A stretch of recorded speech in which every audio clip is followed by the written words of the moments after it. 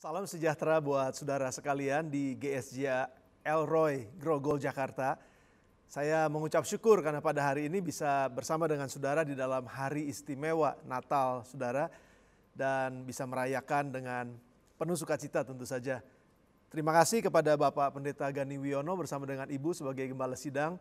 Dan juga seluruh kepemimpinan yang ada di GSJ Elroy Jakarta. Begitu luar biasa saya mendengar bagaimana Tuhan sudah terus memberkati saudara dan juga turut campur tangan di dalam setiap pergerakan, pelayanan-pelayanan yang saudara berikan kepada masyarakat. Khususnya di hari Natal ini, ada generosity yang saudara tunjukkan dan saudara lakukan. Dan saya percaya bahwa apa yang saudara taburkan tidak akan pernah sia-sia. Banyak orang pasti akan diberkati khususnya pada masa-masa pandemik seperti sekarang ini. Dan pada hari ini saya ingin menyampaikan kepada saudara mengenai kebenaran firman Tuhan, mengenai kekayaan di hadapan Tuhan. Sebelum saya membacakan ayat-ayatnya buat saudara, kita akan berdoa sebentar dan kita mohon biar Roh Kudus akan menolong kita untuk bisa memahami dan mengunyah kebenaran firman Tuhan ini dengan benar. Tuhan, kami mengucap syukur sekali lagi bahwa Engkau ada di tengah-tengah kami. Dan pada saat ini sementara kami belajar firman-Mu, membaca firman, merenungkannya, biar Tuhan sendiri akan singkapkan, bukakan kebenaran itu buat kami. Sehingga kami bukan cuma sekedar mendengar firman Tuhan, tapi kami mengerti. Waktu kami mengerti, kami bisa melakukannya. Dan pada saat kami melakukannya, disitulah kuasa firman Tuhan itu bekerja di dalam dan melalui kami. Sehingga hidup kami bisa menjadi berkat buat orang lain. Terima kasih Tuhan, berkati paradigma kami untuk bisa sungguh-sungguh memiliki paradigmanya kerajaan sorga. Berkati pembicaraan dan pembacaan firman pada hari ini, dalam nama Yesus kami berdoa dan kami mengucap syukur. Amin. Nah saudara, apa yang disebut dengan kebahagiaan? Kebahagiaan itu apa sih? Ada banyak orang yang katakan bahwa kebahagiaan itu kalau saya punya harta yang banyak, kalau saya punya segala sesuatunya baik dan nyaman gitu ya, enak. Dan itu adalah kebahagiaan. Betul gak bahwa kekayaan itu bisa membawa kebahagiaan? Ini satu pertanyaan yang perlu kita kunyah baik-baik saudara, karena ada banyak orang kaya ternyata tidak berbahagia. Tapi bukan berarti tidak kaya jadi bahagia, bukan itu juga saudara. Ya kan? Satu kali saya pernah bersama dengan istri, kami lagi dating berdua jalan, tapi ada dalam kondisi yang macet pada saat itu, macet sekali dan bukan cuma sekedar macet, pada saat itu hujannya cukup deras. Dan waktu kami coba lihat kiri kanan gitu karena mobilnya padat sekali. Lalu ada di sebelah kami lihat ada segerombolan anak-anak muda. Mereka naik mobil pick up yang terbuka dan dalam keadaan macet. Pada saat itu hujannya cukup deras. Lalu juga tentu saja hawanya nggak terlalu nyaman karena banyak asap kendaraan di sekitarnya. Tetapi di tengah-tengah kondisi seperti itu, kami bisa melihat bagaimana mereka bersukacita luar biasa. Mereka ketawa, mereka bersenda gurau bersama dengan teman-teman mereka, dan saya nggak melihat ada kesulitan pada saat itu. Ya kami tidak melihat bahwa mereka itu dalam keadaan susah. Mereka bersukacita dalam keadaan yang seperti itu. Nah sementara mungkin ada orang yang sedang naik kendaraan yang sangat bagus, yang sangat mewah, mungkin sedang ngomel saudara, ngegerutu karena kondisi macet dan hujan pada saat itu.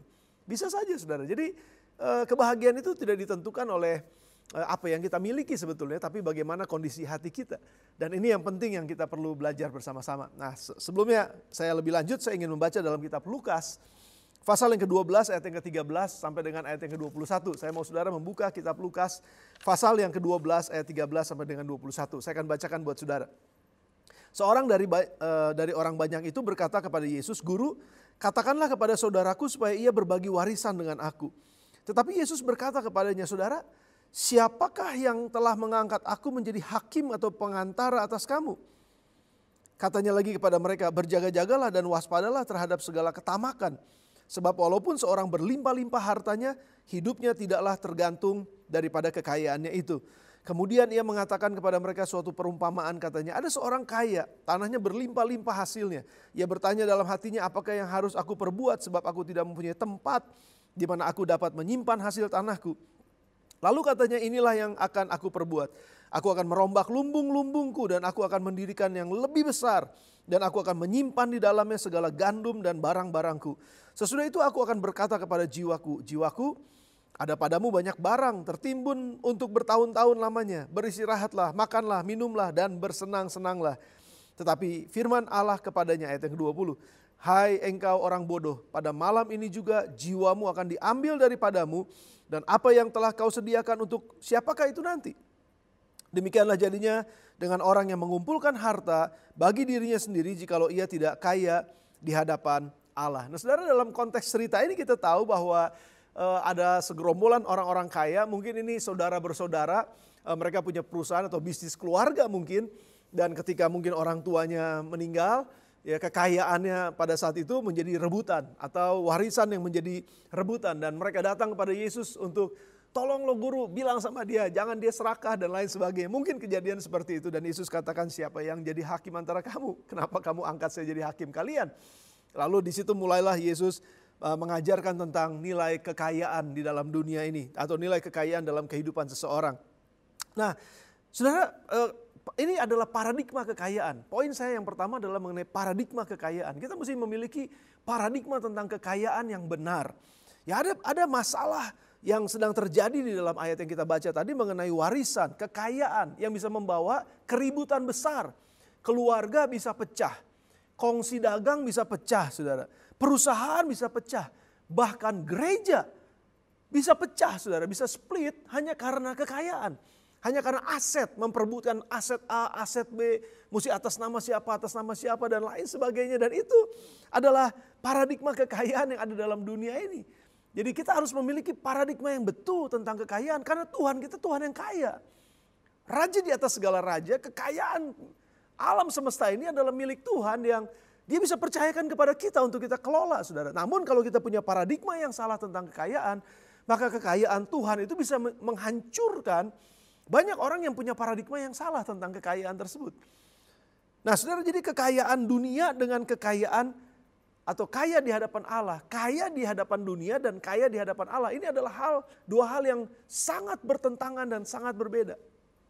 Dan saya mau kita belajar bersama-sama, jangan sampai kita mix up, jangan sampai kita campur aduk antara paradigma kekayaan menurut dunia ini dengan paradigma kekayaan menurut kerajaan sorga.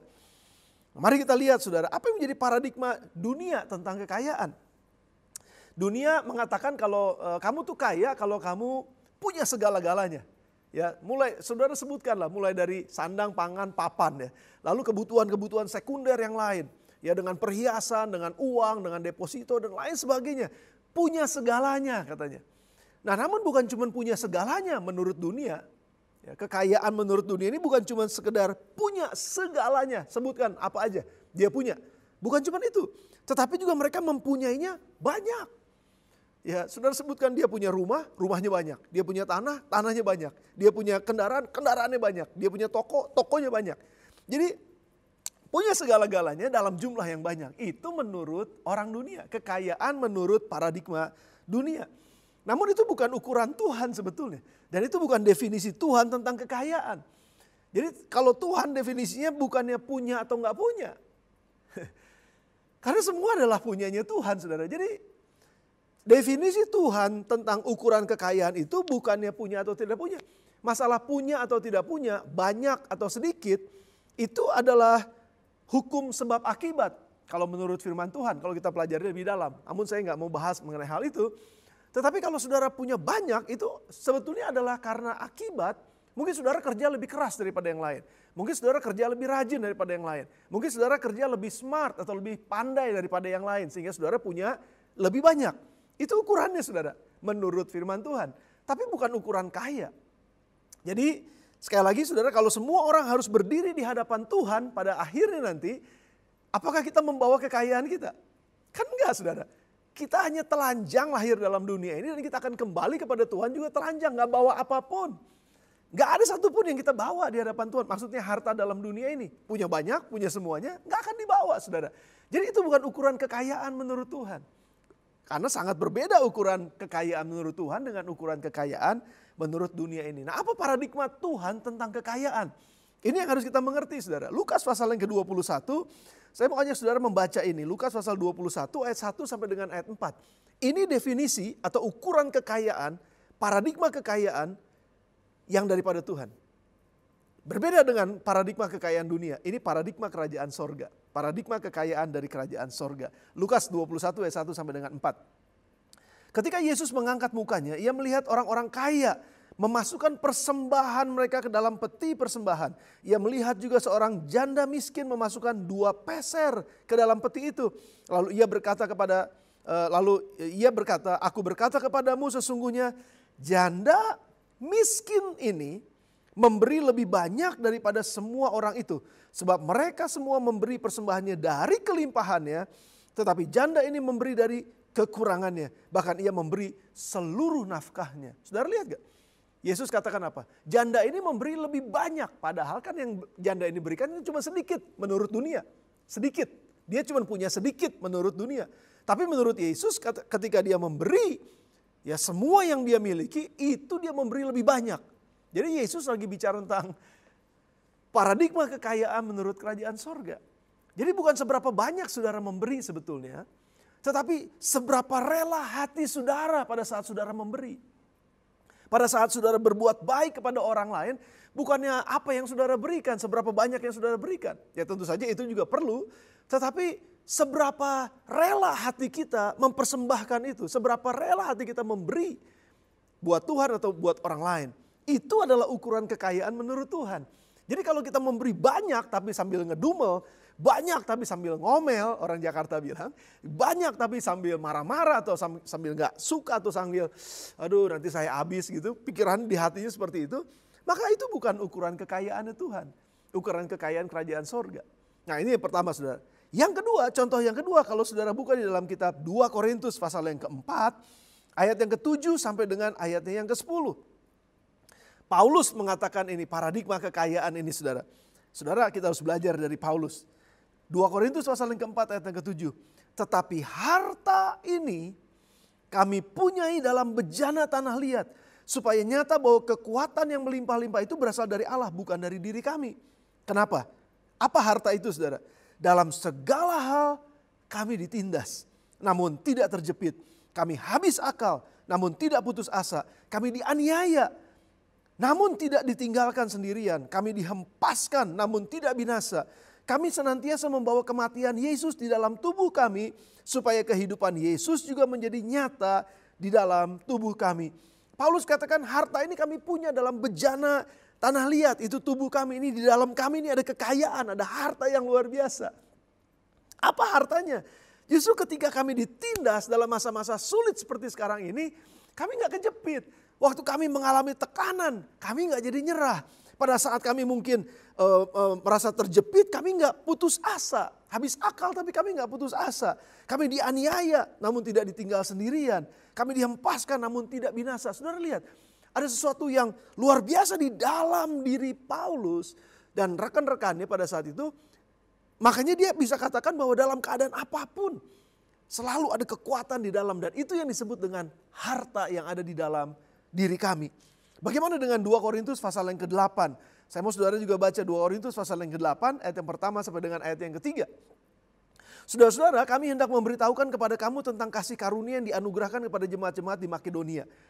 Selagi dicobai dengan berat dalam berbagai penderitaan, sukacita mereka meluap. Meskipun mereka sangat miskin menurut ukuran dunia, namun mereka kaya dalam kemurahan menurut ukuran kerajaan sorga. Ayat yang ketiga, aku bersaksi bahwa mereka telah memberikan menurut kemampuan mereka, bahkan melampaui kemampuan mereka. Saudara bisa lihat bagaimana orang-orang ini memberi dengan luar biasa. Mereka seolah gak mau ketinggalan, kami mau memberi apa yang kami punya. Itu bukan dengan rasa pelit, saudara, bukan aduh nanti saya habis, aduh saya juga udah miskin kok, saya juga lagi susah kok, saya juga lagi butuh kok. Tapi enggak, mereka memberi karena ada kekayaan di dalam diri mereka, dan itu kekayaan kerajaan sorga yang ada dalam diri kita, dalam diri saudara, dan dalam diri para pelayan-pelayan Tuhan atau hamba-hamba Tuhan pada saat itu.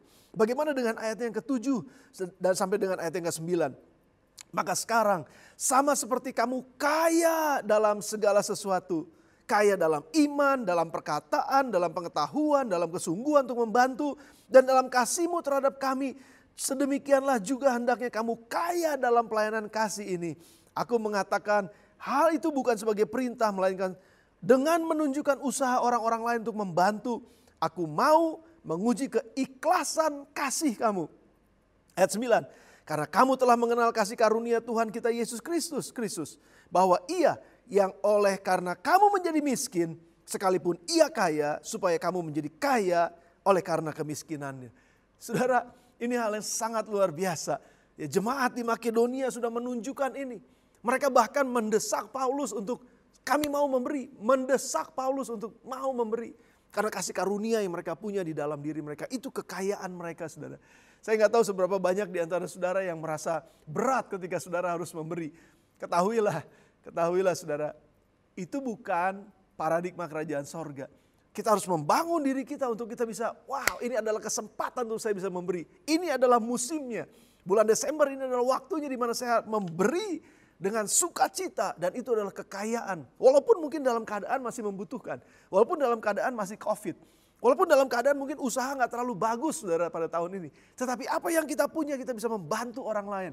Membantu orang-orang yang membutuhkan. Itu merupakan hal yang luar biasa. Dan itu yang dipandang oleh kerajaan sorga sebagai kekayaan. Jadi saudara, kesimpulan sementara saya adalah kita kaya di dalam Tuhan, bukan kaya di dalam jumlah yang kita punya dalam dunia ini. Kekayaan itu ada di dalam diri kita. Waktu kita tinggal dalam Yesus, hidup dalam perkataan Yesus, dalam pengetahuan, karunia rohani, mempraktekkan kemurahan hati, membantu orang lain, penuh dengan kebajikan di dalam kita, tetap percaya dan mengandalkan kekuatan Yesus dalam Roh Kudus, meskipun masa sukar seperti sekarang ini dan masa tertekan dan penuh dengan keterbatasan.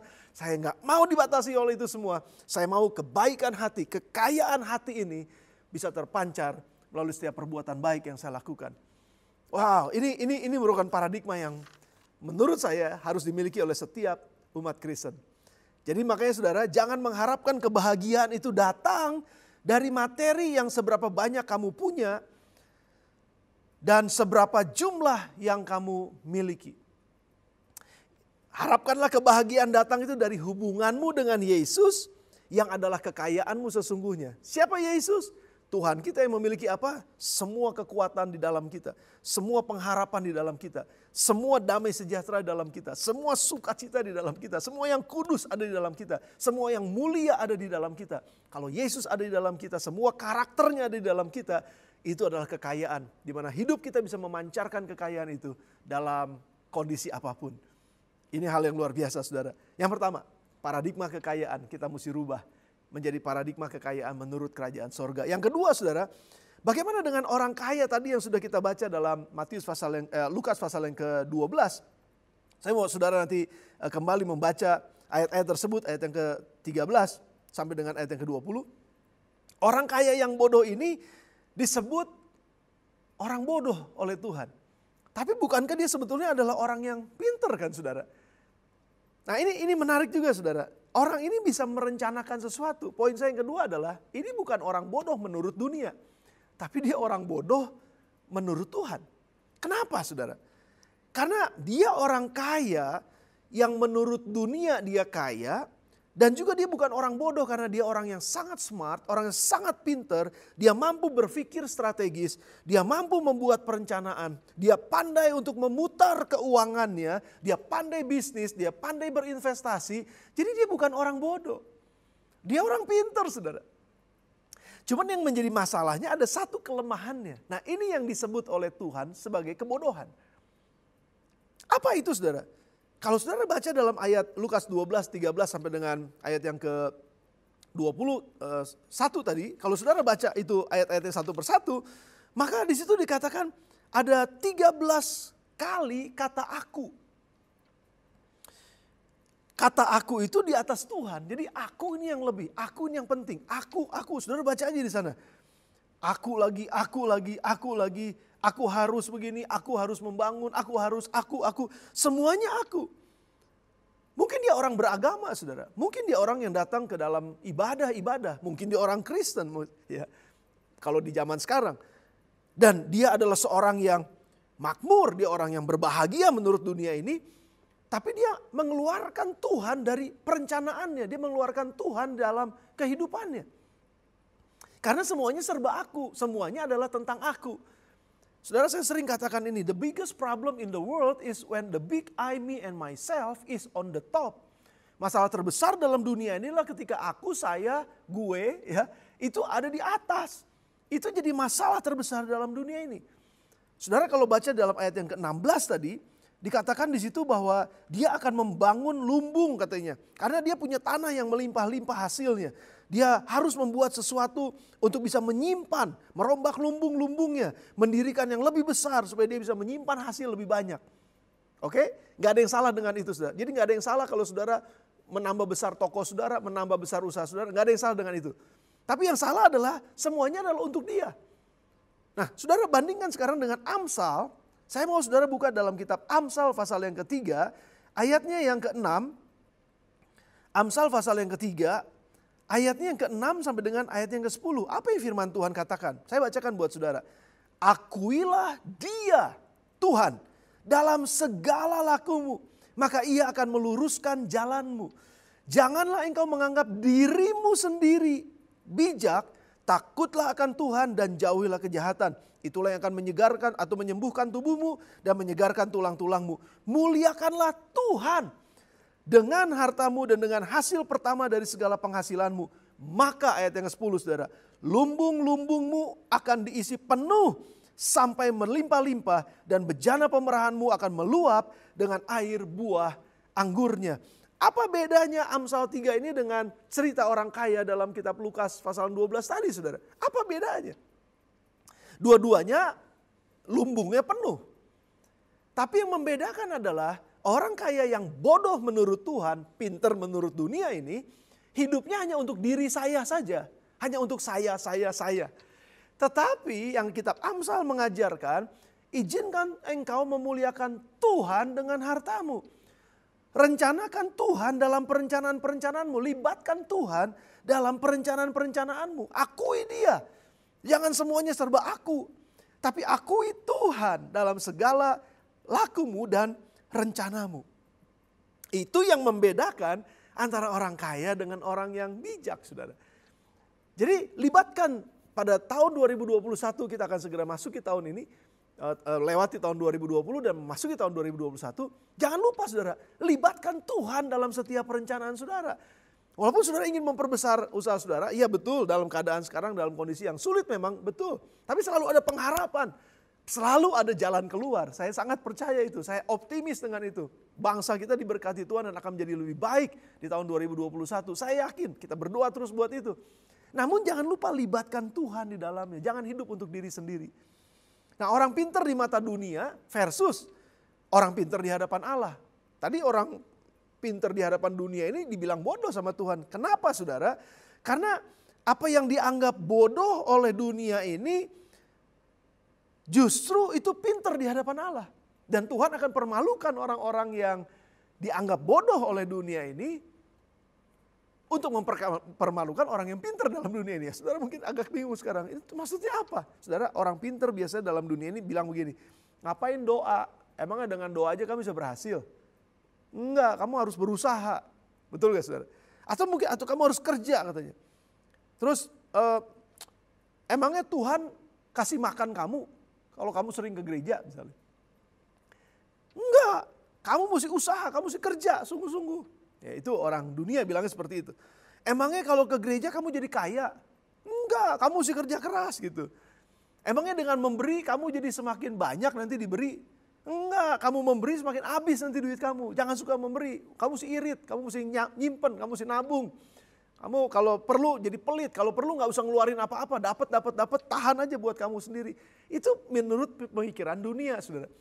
Tapi justru kan enggak, menurut pemikiran Tuhan enggak, kamu tabur. Kamu akan tuai. Kamu berani memberi, maka kamu akan diberi. Itu yang disebut dengan hikmat di hadapan Allah, saudara. Jadi memang seolah-olah memang kontradiksi. Seolah-olah memang paradoks, saudara. Apa yang Tuhan ajarkan dengan apa yang dunia ini percayai. Namun saudara satu hal, mari kita menjadi orang pandai di hadapan Tuhan. Pandai di dunia ini tentu saja harus, tapi juga harus pandai di hadapan Tuhan. Ya, jadi libatkan Tuhan dalam perencanaan saudara di tahun nanti 2021 yang akan datang. Rencanakan dan prioritaskan Tuhan dalam segala pekerjaan usaha bisnismu apa saja yang kau lakukan. Di sekolah juga sama, di mana aja kalau kalian ada kuliah, libatkan Tuhan ada di sana. Kita akan jadi orang-orang yang bijaksana. Dan Poin saya yang terakhir adalah menjadi kaya dan bijaksana. Ya. Dan ini yang saya sebut dengan kehidupan kaya di hadapan Tuhan. Kalau saudara baca dalam Lukas pasal yang ke-12 tadi, kita coba ulang sedikit ya saudara, kitab Lukas pasal yang ke-12 ayat yang ke-20, itu Tuhan katakan bahwa firman Allah, hai engkau orang bodoh, pada malam ini juga jiwamu akan diambil daripadamu. Apa yang telah kau sediakan untuk siapakah itu nanti? Demikianlah jadinya orang yang mengumpulkan harta bagi dirinya sendiri, jikalau ia tidak kaya di hadapan Allah. Kaya di hadapan Allah.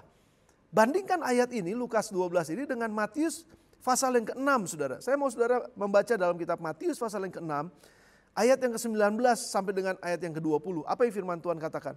Janganlah kamu mengumpulkan harta di bumi. Di bumi ngengat dan karat merusakkannya, dan pencuri membongkar serta mencurinya. Tetapi kumpulkanlah bagimu harta di sorga ngengat dan karat tidak merusakkannya, dan pencuri tidak membongkar serta mencurinya. Karena di mana hartamu berada, di situ hatimu berada. Saudara, ada banyak orang yang confused, mix up ayat ini dengan, jadi saya mesti bagaimana dong? Jadi saya gak boleh kaya nih. Jadi makanya banyak orang Kristen kaya tapi jadi malu-malu kayaknya gitu. Malu-malu untuk berani memberi, karena tahu saya dianggap sombong, karena saya dianggap kaya. Padahal Tuhan bilang jangan ngumpulin harta di bumi. Jadi bingung loh. Saudara, kalau saudara nggak ngumpulin harta di bumi ini, harta maksudnya harta dunia ini, bagaimana saudara bisa melakukan misi? Bagaimana saudara bisa memperlebar pekerjaan Tuhan? Semuanya butuh dana. Tapi yang dimaksudkan oleh Yesus ini adalah paradoks sebetulnya. Seperti yang orang kaya bodoh tadi mengumpulkan harta. Jadi dia mengumpulkan hartanya tuh, dia lupa bahwa harta yang di dalam ini yang perlu dia bangun. Dan yang Yesus bicara adalah kekayaan menurut kerajaan sorga. Harta yang ada di dalam ini loh. Kekuatan rohmu, kekuatan batinmu, jujurmu, kekuatan hati ketika engkau sedang dalam tertekan, engkau tetap bisa beriman, percaya kepada Tuhan. Itu kekayaan yang mesti engkau kumpulkan. Kalau engkau cuma ngumpulin kekayaan dunia ini tanpa memperbesar harta yang ada di dalammu, yaitu Yesus Kristus dengan semua karakternya, maka harta dalam dunia ini sebenarnya dalam waktu sekejap aja itu bisa hilang. Dan bagaimana kamu menghadapi harta yang dengan sekejap bisa hilang? Kalau kamu gak kuat dan kaya di dalam Kristus. Dalam kekayaan menurut paradigma kerajaan sorga. Nah, yang Yesus maksudkan adalah bangun kekayaan ini. Sementara engkau kerja keras di dunia, mendapatkan hasil dunia ini. Tapi sementara itu kamu juga kaya di dalam kasih karunia. Kamu kaya di dalam kemurahan hati. Kamu kaya dalam kebajikan. Kamu kaya untuk bisa rela memberi. Rela untuk bisa berkorban buat orang lain. Dengan semua hasil yang engkau mungkin dapatkan secara dunia ini. Itu kekayaan di hadapan Tuhan. Wow. Ada banyak orang yang hartanya banyak saudara. Melimpah. Tapi hidupnya khawatir. Banyak uangnya. Tetapi takut kehabisan. Takut kekurangan. Jadi orang pelit saudara. Berhasil dalam karirnya. Tapi kehilangan istri dan anak-anaknya dan keluarganya. Dihargai orang karena keuangan dan jabatan yang luar biasa. Tapi ujungnya dipermalukan karena harus pakai baju oranye. Masuk gedung KPK saudara. Saya mau tutup dengan ini. Apakah saudara kaya di hadapan Tuhan? Atau saudara hanya kaya dan sedang mencari kekayaan di hadapan manusia atau dunia ini? Saya berdoa, jemaat Elroy yang ada di Grogol, Jakarta akan menjadi jemaat yang kaya di dalam Tuhan. Tentu saja kalau saudara kaya di dalam Tuhan, saudara punya nilai-nilai yang benar, saudara bisa kerja keras dengan sungguh-sungguh, saudara juga akan diperkaya hubungan sebab akibat ya. Yang tadi saya katakan, menurut firman Tuhan, diperkaya dalam hal materi saudara. Saudara diperkaya mungkin dengan aset saudara. Saudara ditambah-tambahkan oleh Tuhan, tapi saudara gak akan pernah kehilangan kekayaan yang sesungguhnya. Yaitu kekayaan batin saudara, kekayaan iman saudara, kekayaan kebajikan, kekayaan murah hati saudara. Generosity dalam hati saudara. Itu semakin besar di dalam saudara. Sementara engkau membangun kehidupan ini, hubunganmu dengan Tuhan dibangun sedemikian rupa. Sehingga engkau semakin kaya di dalam batinmu, dalam tanah bejanamu kehidupan ini. Engkau semakin kaya di situ, waktu Tuhan percayakan harta dunia ini, engkau bisa gunakannya untuk kerajaan sorga. Bukan cuma untuk dirimu sendiri, tapi untuk menolong banyak orang. Sekali lagi, saya ingin mengucapkan selamat Natal 2020 untuk GSJ Elroy bersama dengan semua kepemimpinan yang ada dan semua jemaat. Saya sangat mengucap syukur sekali lagi, karena saudara akan menjadi orang-orang yang kaya di hadapan Tuhan. Di hari Natal ini kita belajar untuk memberi kepada orang-orang yang membutuhkan dalam kondisi seperti sekarang ini. inilah waktu yang terbaik. Mari kita akan tundukkan kepala dan kita akan berdoa untuk firman Tuhan. Bapak, sekali lagi kami mengucap syukur buat kebenaran firman-Mu. Tolong kami untuk punya paradigma yang benar tentang kekayaan. Tolong kami semua untuk bisa memprioritaskan kehidupan kami dan merencanakan kehidupan kami dengan menyertakan Tuhan di dalamnya. Dan tolong kami untuk bisa menjadi orang yang kaya dan bijak di hadapan Tuhan, di hadapan kerajaan sorga. Sehingga waktu Engkau percayakan kepada kami harta dunia ini, kami bisa kelola itu dengan baik, dengan bijaksana, dengan cinta akan Tuhan, cinta kepada sesama. Sehingga jemaat GSJ El Roy khususnya Tuhan di Grogol akan menjadi jemaat-jemaat yang generous, jemaat-jemaat yang diberkati Tuhan, namun gak cukup stop sampai mereka akan menjadi berkat buat orang lain. Berkati Pak Pendeta Gani bersama dengan ibu dan keluarga sebagai gembala sidang, bersama dengan semua kepemimpinan yang ada, majelis dan juga semua pengurus gereja dan seluruh jemaat. Engkau akan pimpin tolong mereka semua melewati tahun ini dengan kemenangan bersama dengan Tuhan. Dan gereja GSJ Roy akan menjadi GSJ yang menjadi dampak di sekeliling mereka, di dalam kota Jakarta, sampai keluar kota Jakarta, bahkan sampai kepada dunia. Terima kasih Bapak buat firman-Mu. Diberkatilah dalam nama Yesus kami berdoa dan kami mengucap syukur. Amin. Amin. Tuhan Yesus berkati saudara. Sampai ketemu di lain waktu, dalam waktu yang ibadah bukan online, tetapi dalam ibadah yang in person ketemunya. Tuhan Yesus berkati.